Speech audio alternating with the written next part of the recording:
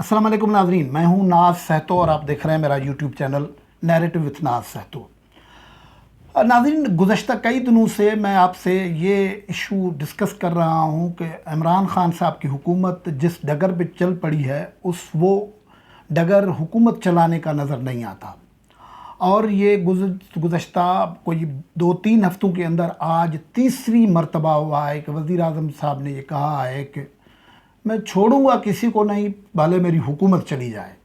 तो ज़ाहिर है हुकूमत तो चली जाती ही है। आखिरकार ये क्या मसला है कि वज़ीर आज़म को बार बार ये कहना पड़ता है कि मैं छोड़ूंगा किसी को नहीं, लेकिन किसी करप्ट को नहीं छोड़ूंगा, लेकिन भले हुकूमत मेरी चली जाए। कैसे हुकूमत जाएगी?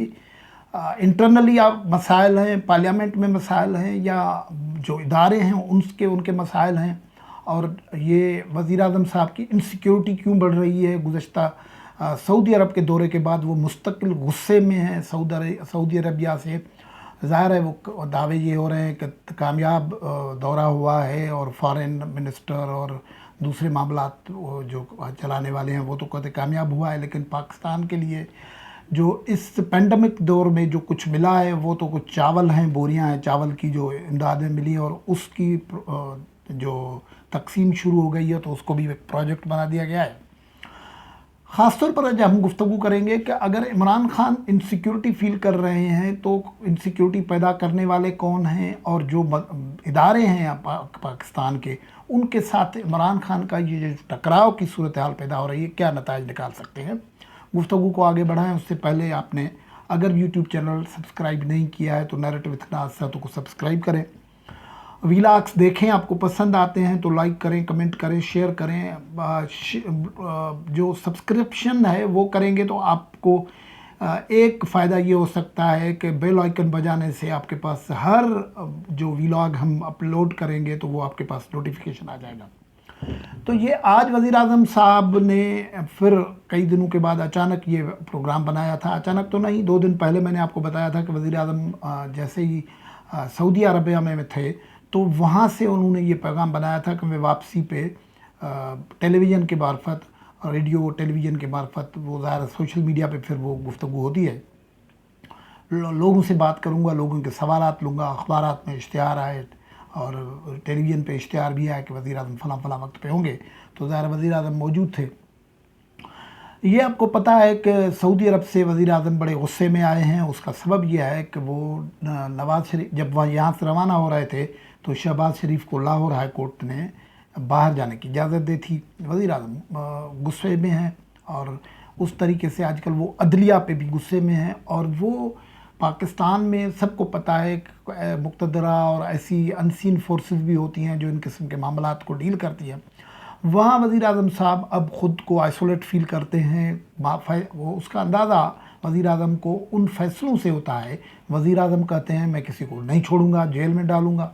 नवाज शरीफ बाहर चले जाते हैं। वज़ीर आज़म कहते हैं कि शहबाज शरीफ बड़ा डाकू है और उसको मैं नहीं छोड़ूंगा, उसने 70 अरब रुपए का उनके ऊपर केस है। अचानक से उनको बाहर जाने की इजाज़त मिल जाती है। लीगल प्रोसेस से ज़ाहिर है सरकारी इदारे को अकोमोडेट करते हैं तभी तो जाके कोर्ट भी इस किस्म का फैसला करती है ना। तो उस पर वज़ीर आज़म बड़े गुस्से पे होते हैं। फिर शामत आती है जो क्या कहते हैं दरबारी होते हैं उनकी, शहजाद अकबर जैसे लोगों की, फवाद चौधरी जैसे लोगों की, शेख रशीद की और दूसरे लोगों की।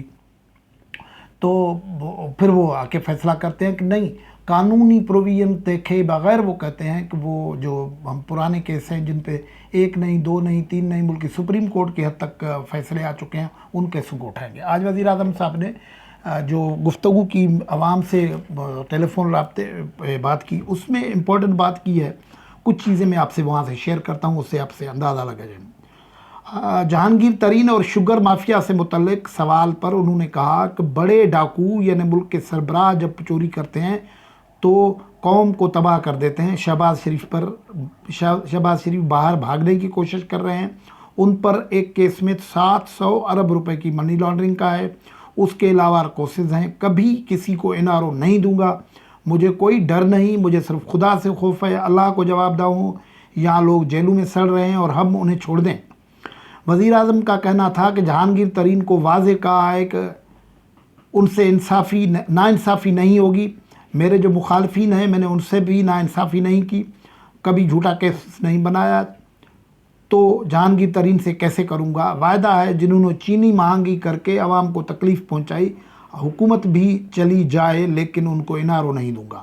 وعدہ ہے سارے مافیا سے کوئی رعایت نہیں ہوگی لیکن ناانصافی بھی نہیں ہوگی.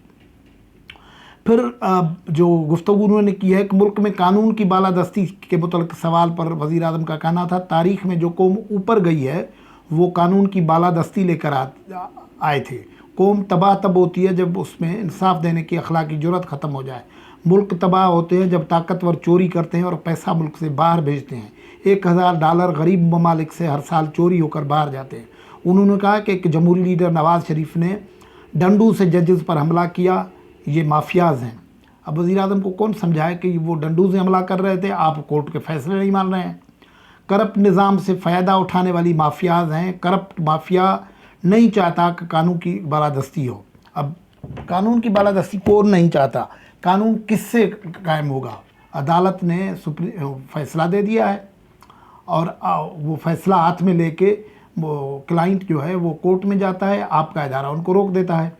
پھر جو قانون نے یہ فیصلہ کیا, اکاؤنٹیبلٹی کورٹ نے فیصلہ کیا, ہائی کورٹ نے فیصلہ کیا, سپریم کورٹ نے فیصلہ کیا کہ یہ جو حدیبیہ کیس ہے وہ نہیں بنا. اب کئی سالوں کے بعد اس کیس کو نکال رہے ہیں. یہ سمپلی انتقام پسندی ہے. یہ کیوں ہو رہی ہے؟ یہ سمپل بات یہ ہے کہ اب سب کو پتہ لگ گیا ہے کہ نواز شریف بھی کوئی گوریلا نہیں ہے یا شہباز شریف بھی کوئی چی گویرا نہیں ہے. وہ بھی پالیٹکس کرتے ہیں. انہوں نے اب اپنے معاملات سیٹ کر دیے ہیں اور وزیر اعظم انسیکیور ہونے لگے ہیں. تو اس کے بعد یہ معاملہ ہو رہا ہے کہ وزیر اعظم کو تکلیف ہونے لگی ہے اور وہ ان سے بظاہر تو وہ نواز شریف سے شہباز شریف سے ٹکراؤ لینا چاہتے ہیں, لیکن نواز شریف اور مریم نواز تو اس وقت اسٹریٹجیکلی خاموش نظر آتے ہیں نا. یہ بھی بات ہے. یہ ہمیں سمجھنا چاہیے کہ پاکستان کی پالیٹکس یہ ہے جس میں جن قوتوں کی مداخلت پولیٹیکل لوگوں کو بناتی ہے, آگے بڑھاتی ہے, پیچھے کرتی ہے, وہ سامنے نظر آ رہی ہے. تو اس وقت نواز شریف اور مریم نواز خاموش ہیں. شہباز شریف خود کو آگے پیش کر رہے ہیں اور شہباز شریف کے ساتھ ادارے کھڑے ہیں. فیصلے ادھر سے آتے ہیں. ظاہر ہے نیب کیس نہیں لاتا, FIA اس طریقے سے کام نہیں کرتی جو اس کو عدالت میں پکڑوا سکے.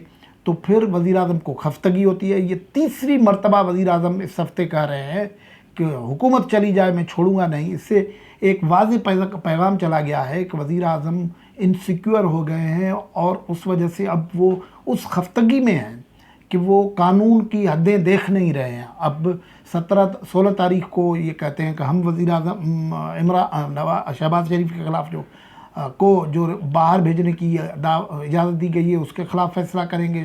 شہباز شریف خود کہتے ہیں کہ وہ کنٹیمپٹ آف کورٹ میں جائیں گے. تو عید کے بعد بہت کچھ ہوگا, لیکن اندازہ یہ ہے کہ عید والی چھٹیوں میں بھی پاکستان میں خبریں بنتی رہیں گی. گفتگو سے اجازت. اللہ حافظ.